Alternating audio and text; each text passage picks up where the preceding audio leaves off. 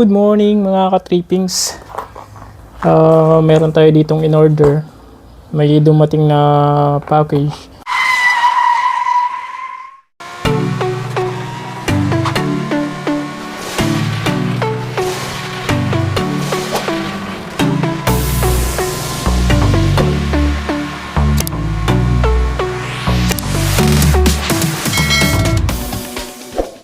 Ano ito? Yung para sa battery na sasakyan natin. Bumili ako nito. Ang purpose ko nito is para madali yung pag-ano natin, pag connect and disconnect ng ating negative terminal sa battery. Kaya ko gagawin ito kasi may gagawin tayong project. Mag-install tayo ng cruise control tsaka PKA push start button na sasakyan natin. Mag-upgrade tayo. So bali, para hindi tayo pabalik-balik dun sa battery, I mean para hindi tayo tanggal kabit ng negative terminal, bumili tayo nito para madali yung pag-ano natin, pag connect and disconnect. Bali ito, nakasulat kasi dito Chinese, pero ito ang pagkakaintindi ko, kapag nakaganito siya, naka-straight siyang ganyan, itong knob niya that means naka-engage. Tapos kapag pinihit natin, nakaganyan, naka-cross, is naka-disengage siya. Ayan. Pag pinihit mo siyang ganyan, naka-engage. Pero double check natin to, malalaman natin to kapag kinabit na natin to doon. Okay. Bali ito yung kasama niya, may dalawang tornilyo, kasi ito washer. Tapos ito naman yung yung tingga, yung panglagay dun sa negative terminal, yan. Pang ano to doon, parang kalso siya, dito siya lalagay. Bali ito ang posisyon nito. Yung butas na yan. Kasi ang connect natin ito, kasi di ba dito yung negative, nandito yung positive. Ganyan yung kabit natin. So ang lagay natin itong tornilyo na to, kasi may ano siya, tatlo. Pwede mo siya dito ilagay, ito. Pwede rin dito, pwede rin sa likod. Ang pinakamabilis na access is dito. So dapat ito nandito siya nakatapat. Ayan, nakaano siya sa butas dito. Tapos yung isa sa naman dito naman sa kabila, ganyan. Ayan. Ganyan yung kalalabasan niya. Para tapos itong washer lagay natin dito. Tapos tsaka natin siya dito ilalagay. Nakaganyan siya. Ayan. Para kapag hinigpitan natin ito, ayan, nakikita niyo sa butas, lalabas siya dyan, and then itong LED na to, matutulak niya to, magka-clamp siya dun sa battery terminal, gaganyan siya. Okay, ayan. Kaya gawin na natin para naka-ready na yung battery natin para sa next project natin na cruise control tsaka PKA push start. Ayan, keyless entry na rin yon. Mag-upgrade tayo para hindi na tayo gagamit ng susi, push start na lang tayo. Okay, let's go. Gawin na natin. Ayan mga ka-trippings, ito yung battery natin, tapos ito yung ikakabit natin. Ayan, bali yun na natin gawin to. Tatanggalin natin to, hugutin natin. Tapos ito nakaganyan siya.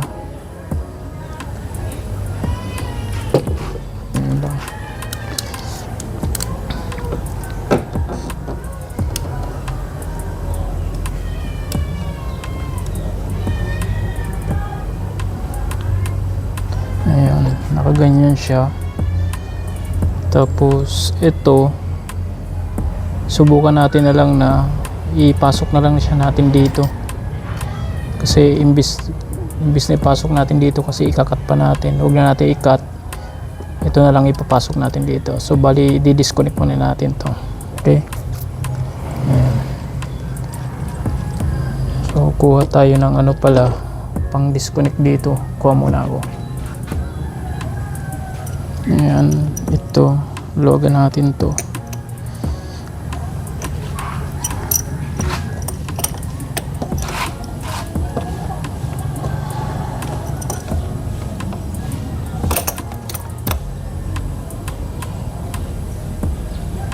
Sige pala yun, papunta pala dito yung luwag, counterclockwise.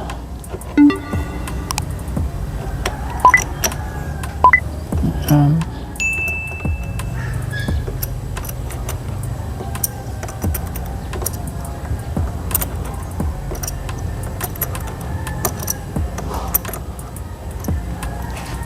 Ayan. Tanggal na natin. Ayan. Ito naman.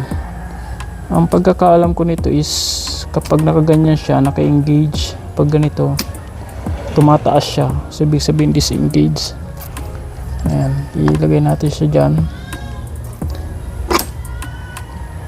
Tapos ito, gagawin natin is dito na lang natin ito ipapasok. Tingnan natin kung kakasya. Parang hindi ata kasya.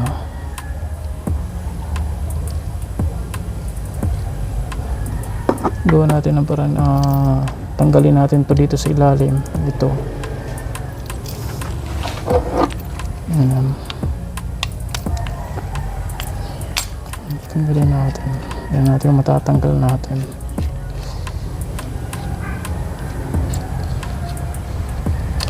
Yun, natanggal. So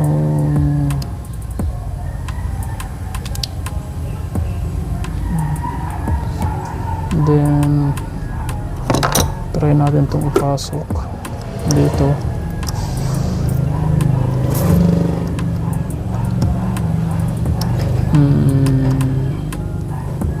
Kailangan natin itong luwagan para bumuka pa siya. Pagbukang-buka na, subukan natin kung ano. Tapos ito, madidiretso kaya natin to. Ayaw kasing putulin eh.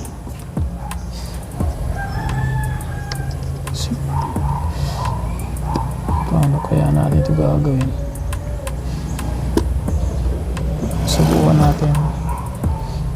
Kasi pasok naman na ano na siya, maluwag na. Buka natin. Tek lang. Ayan, pabuka. Pasok natin ito. Ayan. Pumasok na siya. And then ilagay natin siya doon. Ayan, ayan, pwede siyang ganyan. Tapos iskura natin ito sa ilalim.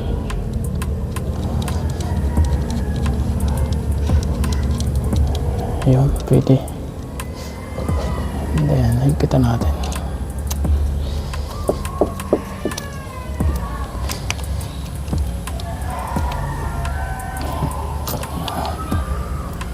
Higpit na. And then ito naman, higpitan natin to dito para maipit siya.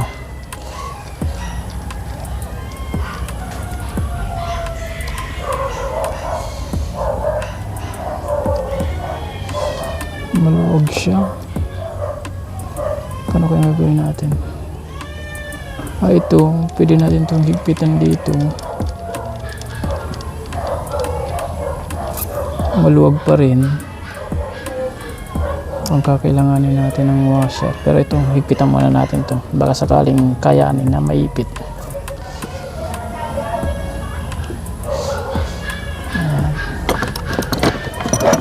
Try muna natin.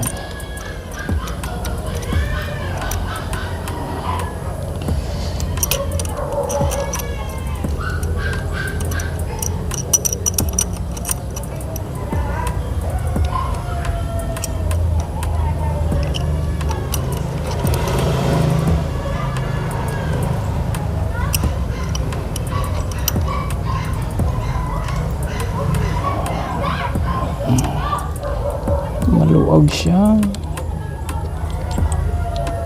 Wala tayong washer na malaki. Dapat may washer tayong malaki pala.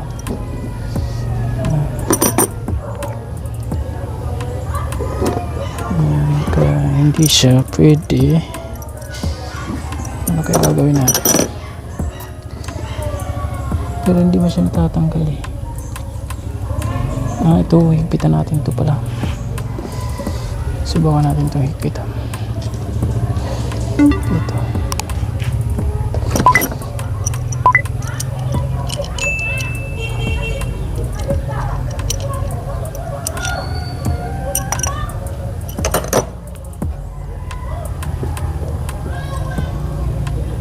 Luwagan natin ulit.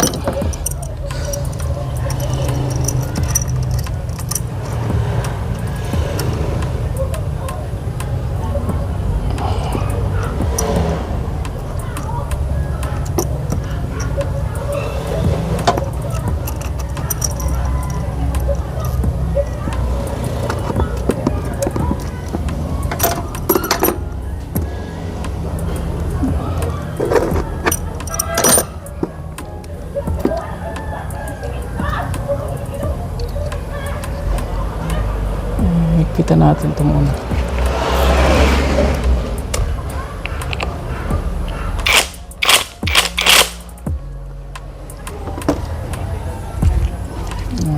Lagay natin. Tapos sigpitan natin ito.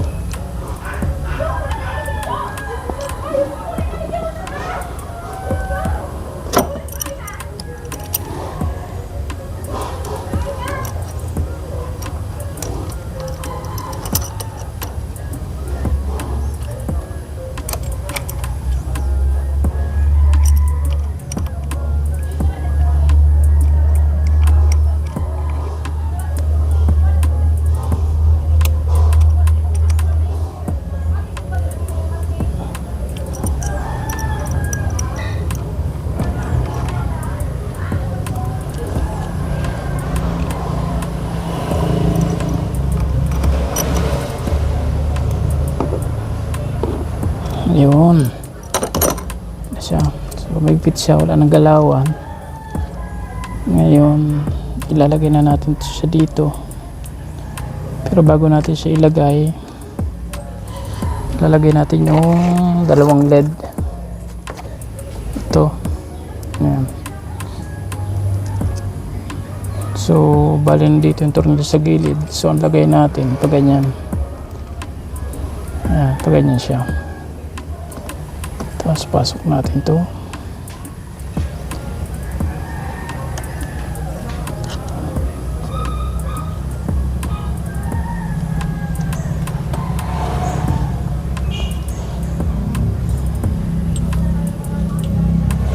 Pasok na ba?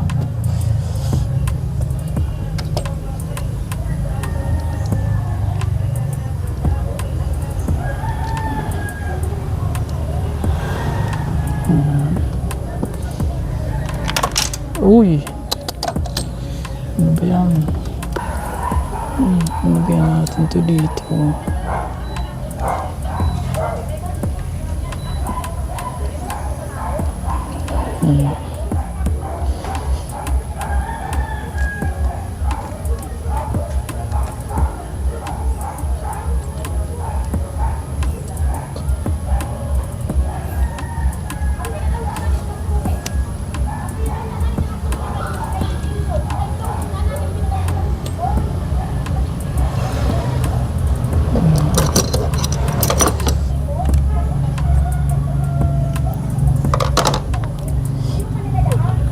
Ayan, lagay na natin. And then, sunod natin, sigpitan na natin to. Okay.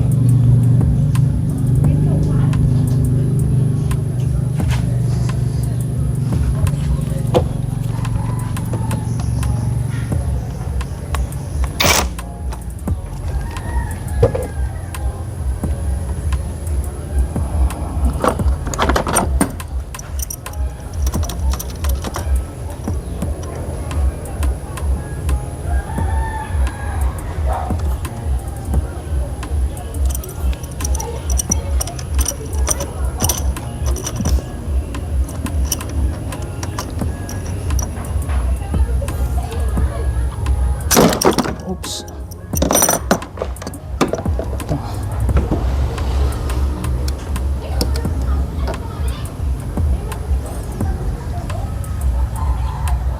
Ayan, nailagay na natin. Hindi na gumagalaw.